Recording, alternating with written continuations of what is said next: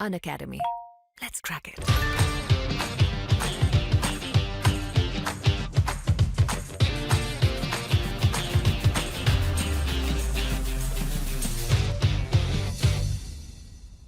चलिए अब हम पढ़ने वाले हैं मध्य प्रदेश में पंचायती राज एवं नगरीय निकाय से संबंधित ये सारी चीज़ें हम पढ़ेंगे मध्य प्रदेश के संबंध में।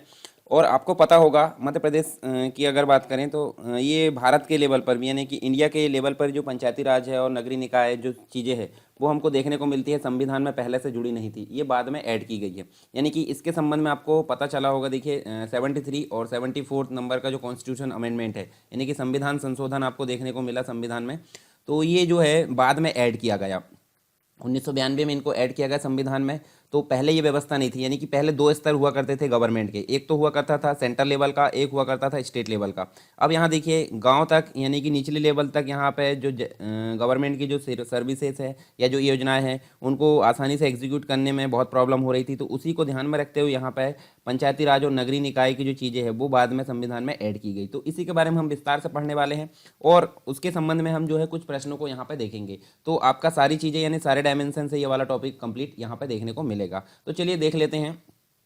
पंचायती राज की अगर बात करूं मैं तो यहाँ देखिए लोकतंत्र जो है वास्तविक अर्थों में तभी सफल होता है जब राजनीतिक शक्ति जो है आम आदमी के हाथों में पहुंच पाती है। तो हम पंचायती राज के हिसाब से अगर देखें तो निचले लेवल तक जो है शासन देखने को मिलता है और इसका आदर्श रूप यह होना चाहिए कि आम आदमी के पास स्थानीय मुद्दे जैसे कि पानी है, सड़क है, सफाई है आदि के जो प्रशासन है उसमें निर्णायक भूमिका हो, तथा जो कानून है कानून बनाने तथा प्रशासन चलाने की जो प्रक्रिया है उसमें भी शामिल हो। आजकल की दृष्टि से अगर देखें तो आज जो है हमको इस आदर्श को सहभागिता मूलक लोकतंत्र कहा जाता है और दुनिया भर में सहभागिता मूलक जो लोकतंत्र है उसकी बयार या जो है आसपास जो लहर चल रही है वह हर देश के जो सत्ताधारी है उनको बाध्य कर रही है कि वे शक्ति का अधिकाधिक रूप से विकेंद्रीकरण करें, यानी कि निचले लेवल तक जो शक्ति है वो विकेंद्रित हो, बटी हुई हो।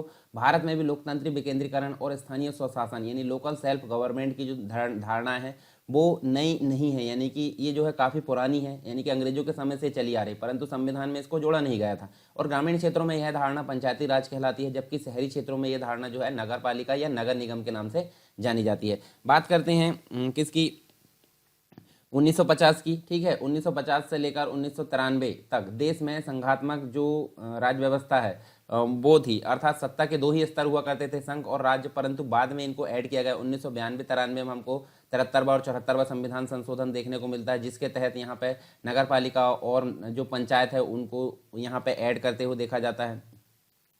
साथ ही मध्य प्रदेश की अगर बात करें तो मध्य प्रदेश में जो स्थानीय स्वशासन है यानी कि local self government in Madhya Pradesh की अगर बात करें तो मध्य प्रदेश में पंचायत अधिनियम है सर्वप्रथम 1962 में देखने को मिलता है।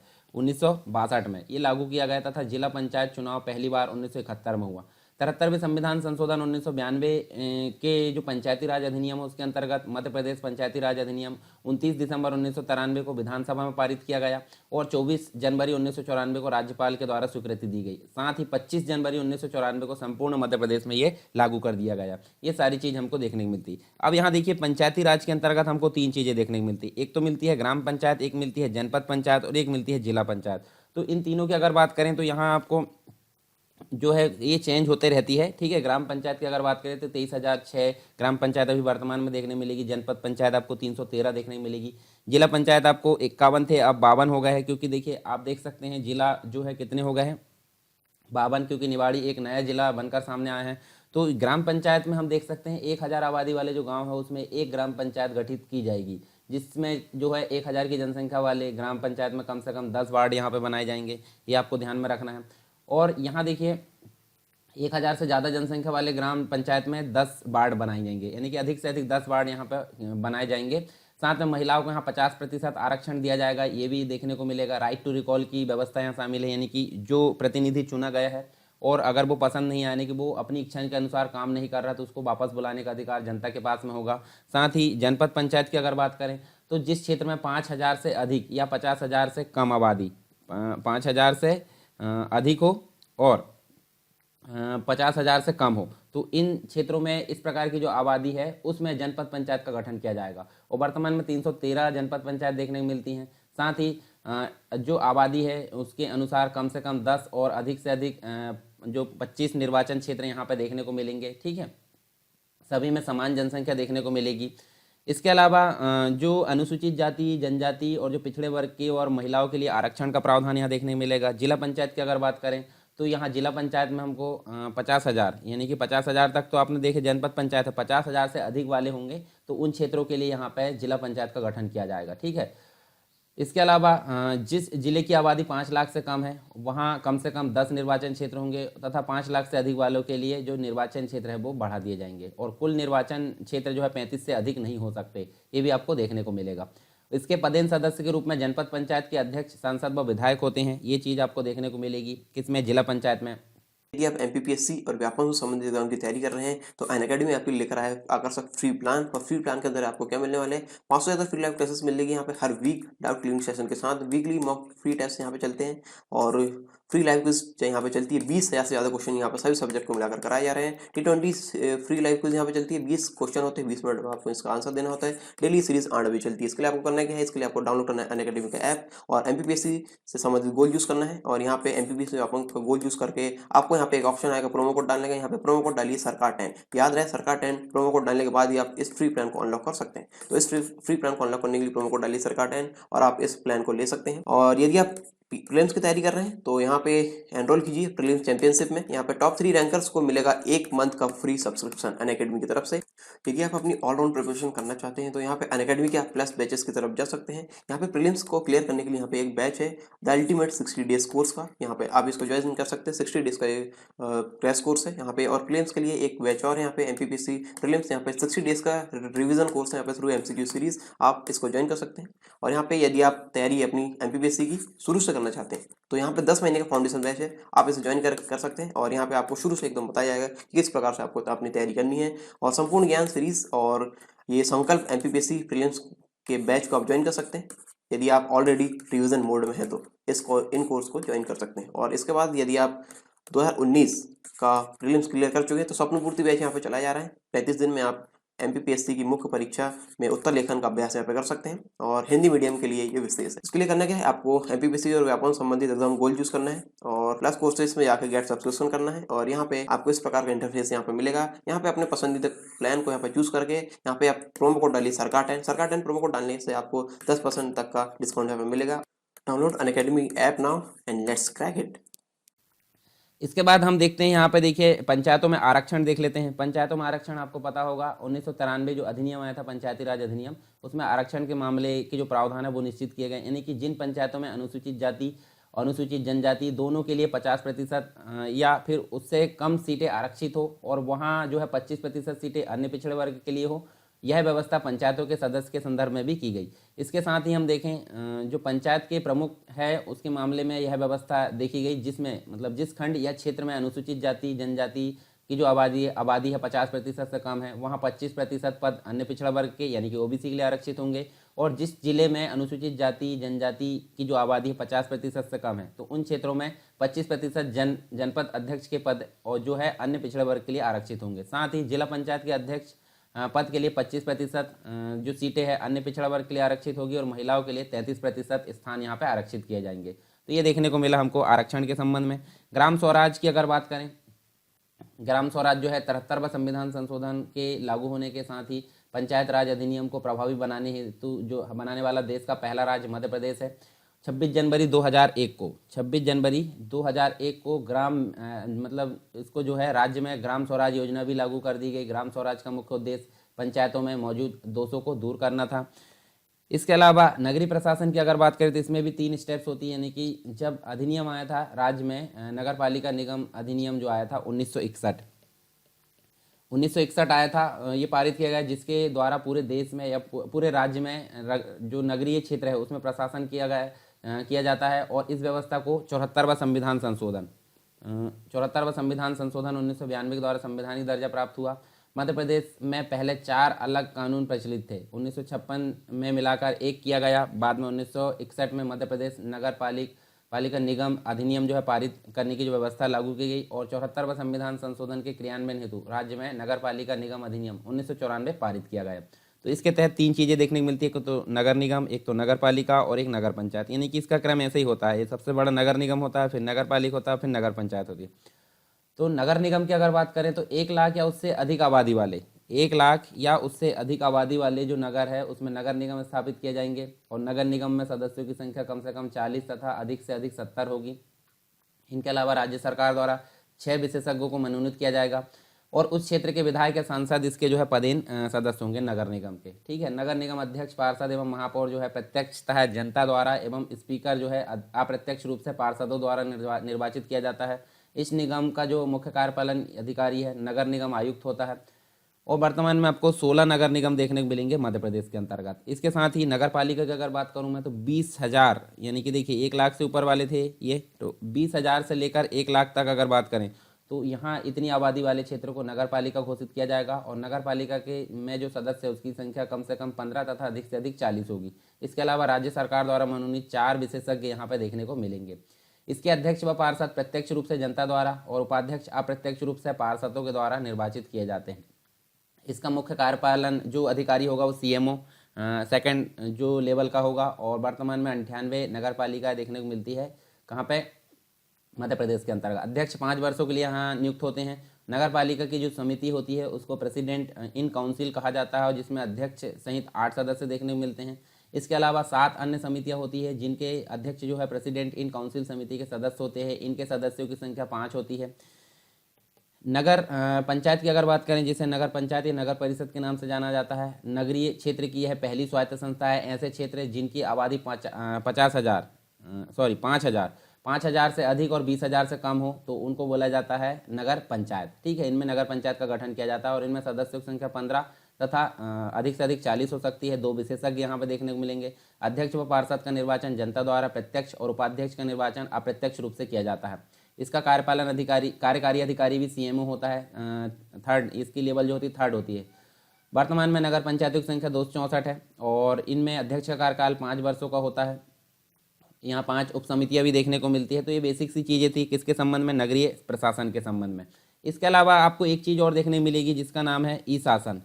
ई-शासन नाम से एक जो है देखने को मिलता है, ई-गवर्नेंस जिसको बोला जाता है, जिसके बारे में हमने जो है उसमें भी पढ़ा है, किसमें, कंप्यूटर वाले जो क्लास है उसमें भी पढ़ा है। तो मध्य प्रदेश के सभी गांव जनसंपर्क नामक जो वेबसाइट है उसके द्वारा ई-शासन यानी ई-गवर्नेंस के अंतर्गत लाए गए हैं। तो ये इसी के तहत ये सारी चीज़ें देखने को मिलती है। इसके अलावा एक और देखने मिलेगा ई-नगर पालिका। ठीक है, ई-नगर पालिका नाम से भी एक देखने को मिलेगा। ई मतलब होता है इलेक्ट्रॉनिक और जिसमें कंप्यूटर और इंटरनेट का प्रयोग किया जाता है। नगर पालिका तो आपको पता क्या काम करती है, परंतु वही काम अगर इंटरनेट और कंप्यूटर के प्रयोग से किया जाने लगे तो वो समझ लीजिए ई नगर पालिका उसको बोला गया है, यानी कि ई म्यूनिसिपैलिटी इसको बोला जाता है। तो ई नगर पालिका मध्य प्रदेश सरकार की एक महत्वाकांक्षी परियोजना है। यह परियोजना संचालनालय ये जो है नगरीय प्रशासन एवं विकास का महत्वपूर्ण कदम है। इस परियोजना के तहत सभी नागरिकों की म्यूनिसिपल जो सेवाएं है सुगम यानी कि आसानी से, पारदर्शी और समयबद्ध तरीके से उपलब्ध कराई जाएगी। नागरिकों की सुविधाओं को ध्यान में रखकर एवं नगरीय प्रशासन विभाग की विभिन्न शाखाओं में सुचारू समन्वय स्थापित करने के लक्ष्य से जो है मध्य प्रदेश शासन ने ई-गवर्नेंस के इस पोर्टल को यहाँ पे माध्यम से चुना है। ठीक है, तो ये सारी चीज़ हमको देखने मिलती है। बहुत सारी सेवा इसके अंतर्गत उपलब्ध कराई जाती है। जन्म मृत्यु प्रमाण पत्र, विवाह प्रमाण पत्र, बहुत सारे के आवेदन जो है सब जो है ऑनलाइन देखने को मिलते हैं। इसके साथ ही मध्य प्रदेश में जो नगर निगम है वो हमको 16 देखने को मिलेंगे। ठीक है, 16 आपको याद रखना है। ठीक है, कौन कौन से होते हैं ये सारी चीज़ें। इसके अलावा आपको जो संशोधन हुआ था वो हम संविधान में पढ़ चुके हैं पॉलिटी के अंतर्गत, तो उसमें आप जाकर देख सकते हैं। जो समिति आई थी पंचायती राज से संबंधित, बलवंत राय मेहता समिति थी। ठीक है, अशोक मेहता समिति थी, LM सिंघवी समिति, बहुत सारी जो समिति आई थी वो समितियों के बारे में हम पहले ही पढ़ चुके हैं। जो संशोधन हुए थे, जो भी पंचायती राज वाला जो चैप्टर हमने पढ़े हैं पॉलिटी के अंतर्गत, उसमें आप जाकर देख सकते हैं। तो ये सारी चीज़ हम वहाँ पे देख ली हैं, तो हम यहाँ पे इसका टाइम वेस्ट नहीं करेंगे। हम सीधे आते हैं अब क्वेश्चन पे, मतलब प्रश्नों पे आते हैं। जो प्रश्न हम देख सकते हैं इससे रिलेटेड कौन कौन से प्रश्न यहाँ पे बनते हैं, ताकि आपके दिमाग में एक पिक्चर क्रिएट हो जाए कि हम प्रश्न को जो है किस प्रकार हल कर सकें। तो पहला क्वेश्चन देखने मिलता है, मध्य प्रदेश नगर पालिका विधि संशोधन अध्यादेश 2019 का राजपत्र में किस दिनांक को प्रकाशन किया गया। तो ये जो है 9 अक्टूबर 2019 को इसका राइट आंसर है। यहाँ देखिए, पिछले 20 वर्षों से नगरीय निकायों में चली आ रही महापौर व अध्यक्ष के प्रत्यक्ष चुनाव की प्रणाली को पुनः अप्रत्यक्ष रूप से चुने जाने की व्यवस्था लागू करने के लिए मध्य प्रदेश नगर पालिका विधि संशोधन अध्यादेश 8 अक्टूबर 2019 को राज्यपाल की सहमति प्राप्त होने के बाद 9 अक्टूबर 2019 को मध्य प्रदेश राजपत्र में प्रकाशित किया गया तथा बाद में विधानसभा द्वारा पारित मध्य प्रदेश नगर पालिका विधि संशोधन विधेयक 2019 को 23 दिसंबर 2019 को राजपत्र में प्रकाशित किया गया है। तो ये चीज़ हमको देखने को मिलती है। नेक्स्ट क्वेश्चन है, मध्य प्रदेश में पंचायती राज विधेयक कब पारित किया गया? मध्य प्रदेश में पंचायती राज विधेयक कब पारित किया गया? तो ये जो है दिसंबर 1993 में यहाँ पे पारित किया गया, दिसंबर 1993 में। तो यहाँ देखिए 73वां संविधान संशोधन का पालन करने हेतु ये 30 दिसंबर 1993 को मध्य प्रदेश पंचायती राज अधिनियम पारित किया गया। 24 जनवरी 1994 को राज्यपाल की सहमति प्राप्त हुई और साथ ही 25 जनवरी 1994 को प्रथम बार ये प्रकाशित और प्रबद्ध हुआ। इसके साथ ही नेक्स्ट क्वेश्चन है, 73वें संविधान संशोधन जो है उसका अभिपालन करने वाला प्रथम राज्य, तो ये हमारा मध्य प्रदेश है।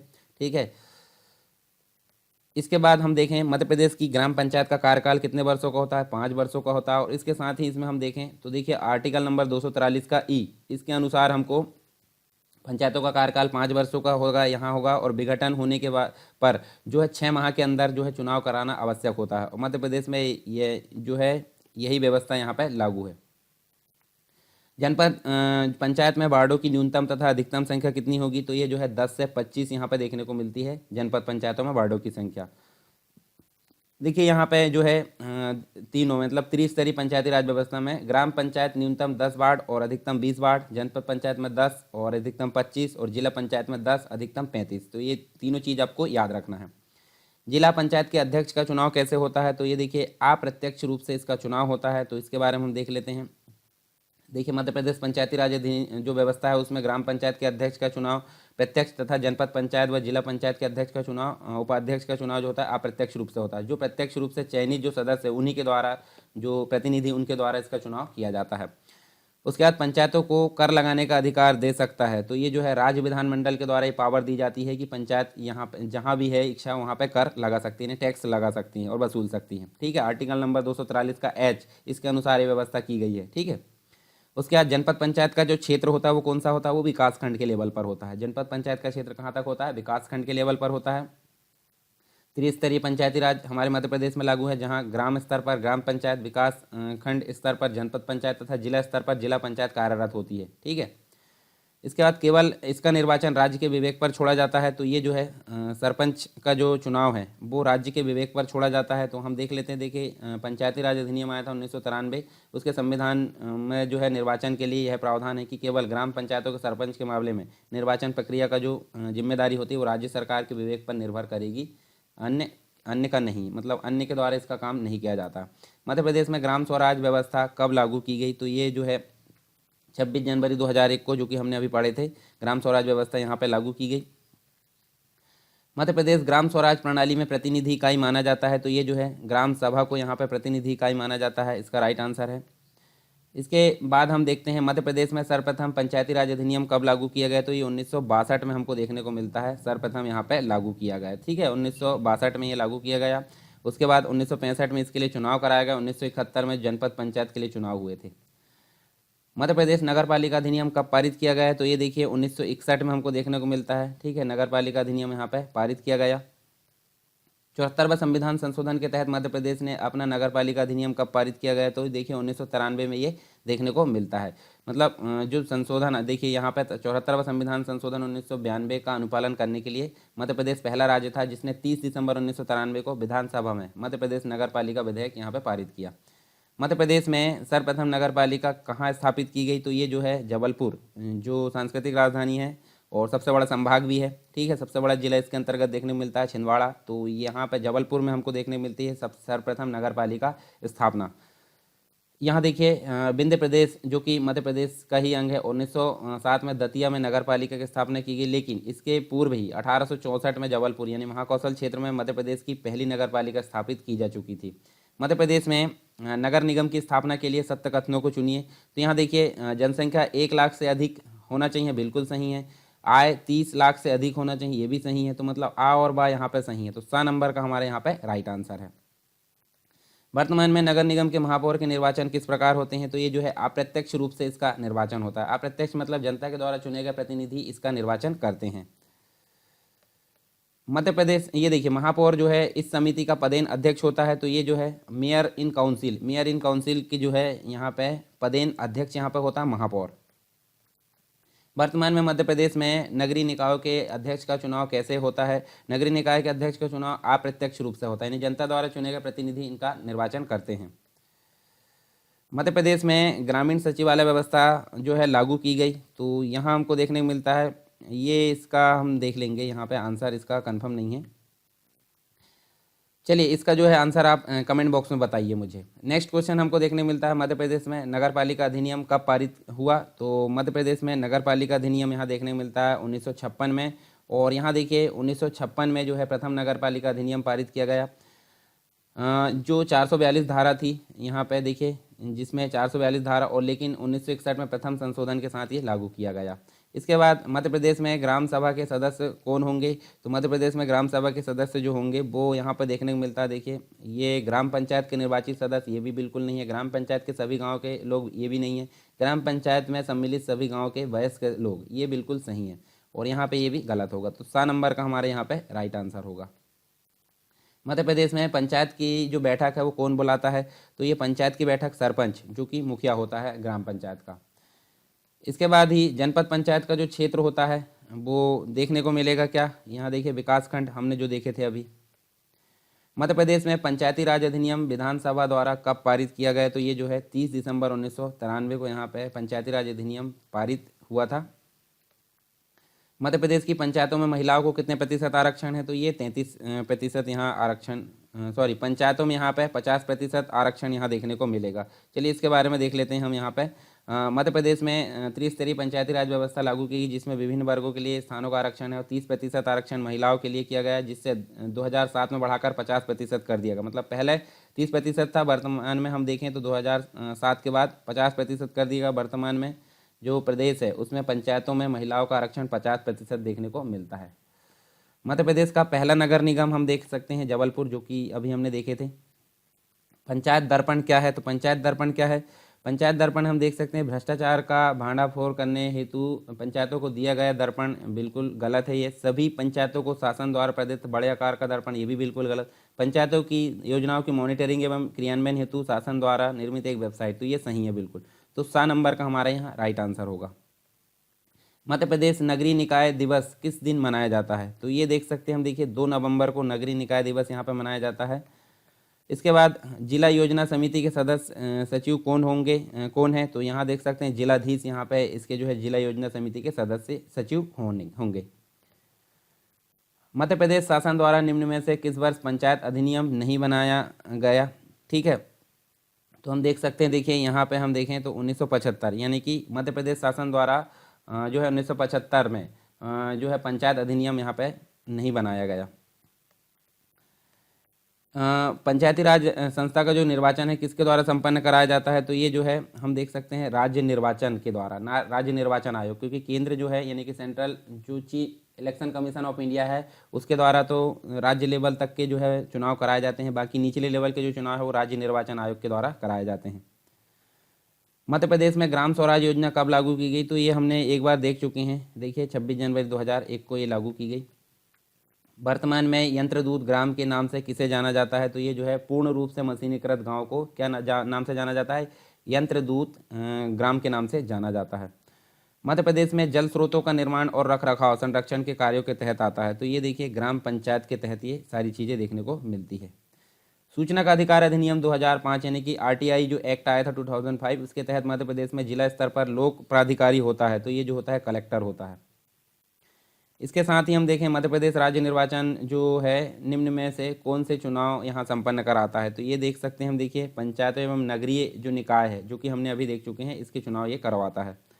मध्य प्रदेश राज्य सूचना जो आयोग है उसका प्रथम गठन वर्ष कौन सा था? तो ये जो है 2005, ठीक है, सूचना आयोग यानी कि आरटीआई के तहत ही इसका गठन किया गया था, आरटीआई एक्ट के तहत। राज्य सूचना आयोग के कर्तव्य और दायित्वों का उल्लेख सूचना के अधिकार अधिनियम की किन धाराओं में किया गया है? तो ये जो है हम देख सकते हैं धारा 18 से 20 के अंतर्गत ये चीज़ें देखने को मिलती है। किस सन में अल्पसंख्यकों के लिए राष्ट्रीय आयोग अधिनियम पारित किया गया? तो ये जो है 1992 इसका राइट आंसर है। किस सन में राष्ट्रीय महिला आयोग अधिनियम पारित किया गया? तो ये जो है 1990 में ये पारित किया गया। किस धारा के अंतर्गत प्रत्येक राज्य को राज्य मानव अधिकार आयोग गठित करना होगा? तो ये जो है धारा 21 के तहत ये देखने को मिलता है। राज्य मानव अधिकार आयोग के लिए अध्यक्ष कौन नियुक्त करता है? तो ये जो है राज्यपाल के द्वारा ये जो है नियुक्ति की जाती है राज्य मानव अधिकार आयोग के अध्यक्ष की। उसके साथ ही हम देखें अधिनियम की वह धारा जिसके अंतर्गत राज्य आयोग के अध्यक्ष और सदस्यों की नियुक्ति राज्यपाल द्वारा की जाती है, तो ये धारा 22 के अंतर्गत ये प्रावधान किया गया है। राज्य आयोग जो है किस धारा के तहत अपनी वार्षिक और विशेष रिपोर्ट राज्य सरकार को प्रस्तुत करेगा? तो धारा 28 के तहत ये सारी चीज़ें वर्णन की गई है। किस सन में मध्य प्रदेश राज्य मानवाधिकार आयोग प्रक्रिया में विनियमन पारित किया गया? तो ये देखने को मिलता है 1996, इसका राइट आंसर है।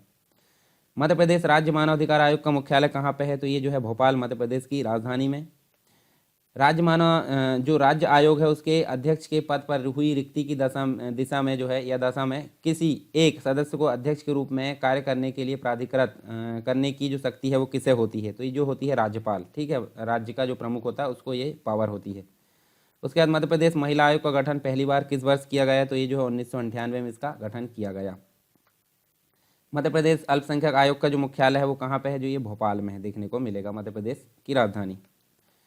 मध्य प्रदेश राज्य सतर्कता जो आयोग है, ठीक है, एक सेंट्रल लेवल पर भी होता है, मतलब CBC जो होता है, और एक और होता है राज्य के लेवल पर भी। तो राज्य के लेवल पर पूछा गया है ये इसका गठन किस वर्ष हुआ? तो ये 1964 में इसका गठन किया गया। मध्य प्रदेश पिछड़ा वर्ग आयोग का गठन किस वर्ष किया गया? तो ये जो है 1993 में इसका गठन किया गया। मध्य प्रदेश का औद्योगिक न्यायालय कहाँ स्थित है? तो यहाँ इंदौर, मध्य प्रदेश की औद्योगिक राजधानी में ये स्थित है। तो ये तो थे हमारे पंचायती राज और कुछ आयोग से संबंधित यहाँ पे कुछ क्वेश्चन थे और उनकी हमने डिटेल यहाँ पे पढ़े। आई होप सारी चीज़ें आपको क्लियर हुई होगी। आप टेलीग्राम चैनल और जो ग्रुप है उत्तर लेखन, इन सभी की लिंक आपको डिस्क्रिप्शन बॉक्स में मिल जाएगी, उससे जाकर आप ज्वाइन कर सकते हैं, ठीक है। इसके बाद का टॉपिक हम नेक्स्ट क्लास में देखने वाले हैं।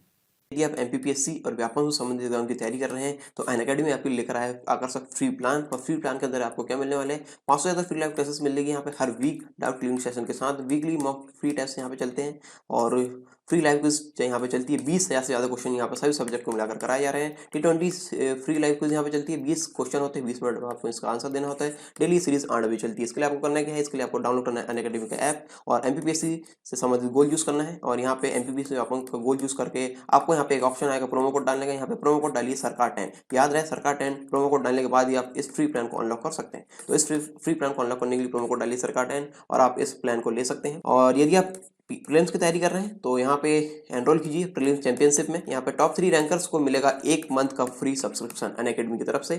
यदि आप अपनी ऑलराउंड प्रिपरेशन करना चाहते हैं तो यहाँ पे अनअकैडमी के आप प्लस बैचेस की तरफ जा सकते हैं। यहाँ पे प्रीलिम्स को क्लियर करने के लिए यहाँ पे एक बैच है द अल्टीमेट 60 डेज कोर्स का। यहाँ पे आप इसको ज्वाइन कर सकते हैं। 60 डेज का एक क्रैश कोर्स है यहाँ पे। और प्रीलिम्स के लिए एक बैच और यहाँ पे MPPSC प्रीलिम्स यहाँ पे 60 डेज का रिविजन कोर्स है यहाँ पे थ्रू MCQ सीरीज। आप इसको ज्वाइन कर सकते हैं।